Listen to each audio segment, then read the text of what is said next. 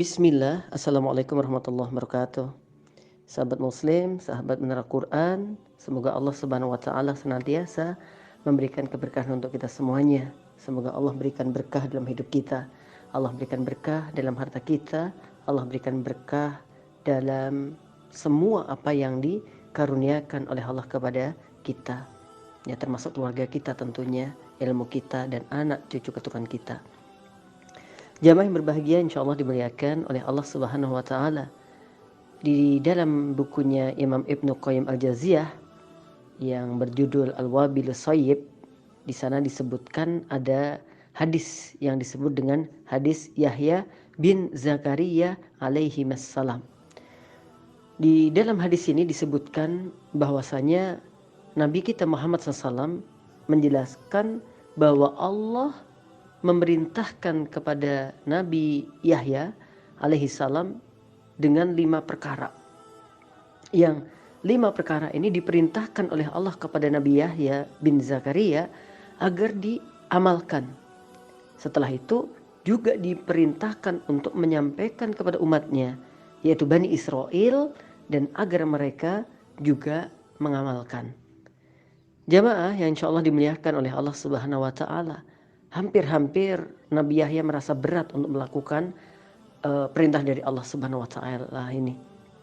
Ya, kemudian dalam hadis tersebut ditemukan dengan Nabi Isa alaihi salam, sekalipun nanti Nabi Isa itu lahirnya di akhir-akhir, ya, tetapi ini tentu kekuasaan Allah Subhanahu wa Ta'ala, ya. Pada intinya dia ketemu dengan Nabi Yahya. Kemudian Nabi Isa berkata, kalau kamu tidak menjalankan, akan aku jalankan. Nah, setelah itu Nabi Yahya alaihissalam kemudian lebih semangat lagi untuk menjalankan perintah dari Allah Subhanahu wa Ta'ala tadi, yang sempat ragu gitu, tetapi akhirnya menjadi semangat. Jamaah yang berbahagia yang insya Allah dimuliakan oleh Allah Subhanahu wa Ta'ala, apa saja 5 perkara yang diperintahkan oleh Allah Subhanahu wa Ta'ala kepada Nabi Yahya agar diamalkan dan juga disampaikan kepada umatnya. Yang pertama, innallaha ya'murukum an ta'budullaha wa la tusyriku bihi syai'a. Yang pertama, bahwa Allah Subhanahu wa Ta'ala memerintahkan kepada kalian untuk beribadah kepada Allah dan jangan menyekutukan Allah dengan apapun. Ya, jadi perintah tentang ibadah hanya kepada Allah Ta'ala. Nah, kemudian dijelaskan bahwasanya orang yang melakukan kesyirikan itu diibaratkan seperti hamba Allah. Dia adalah seorang laki-laki yang membeli budak dengan hartanya, dengan uangnya, dinar dirhamnya, ya. Kemudian si budak itu diajak ke rumahnya dan disampaikan, wahai budak, ini rumahku dan ini kerjaanku. Sekarang silahkan kamu bekerja untukku. Ya. Dan apa yang terjadi? Ternyata budak ini bukan bekerja untuk tuannya, bekerja untuk orang lain.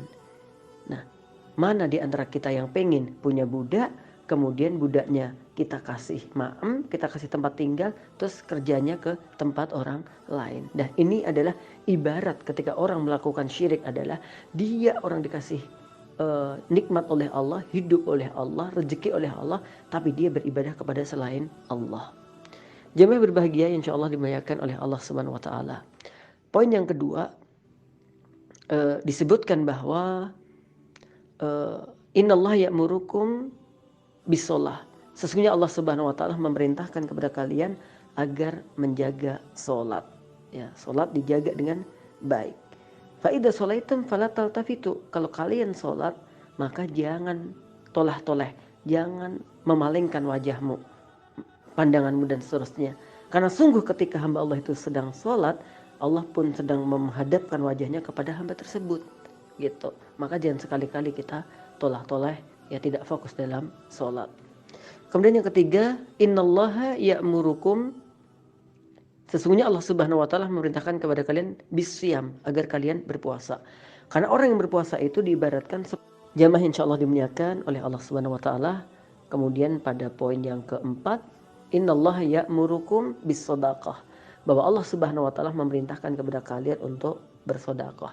Dan orang bersedekah itu diibaratkan seperti orang yang tertawan, ya, kemudian tangannya diikat di lehernya, dia hampir dipukul atau dibunuh, kemudian dia bisa menebus dirinya dengan hartanya. Orang yang bersedekah juga begitu. Diibaratkan orang yang dia itu ya mungkin saja hampir-hampir masuk neraka, kemudian dia tebus dirinya dengan amal soleh sedekah sehingga Allah memasukkan dia ke dalam surga. Jamaah yang berbahagia, insyaallah dimuliakan oleh Allah Ta'ala.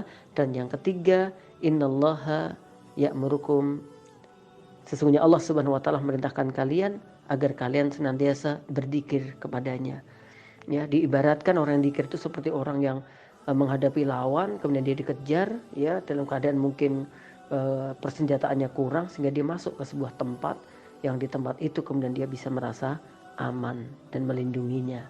Nah, sama ketika kita dalam kehidupan, kita ini juga dikejar-kejar sama setan. Kemudian tatkala kita bisa berzikir dengan baik, sungguh kita telah terbebas dari godaan setan.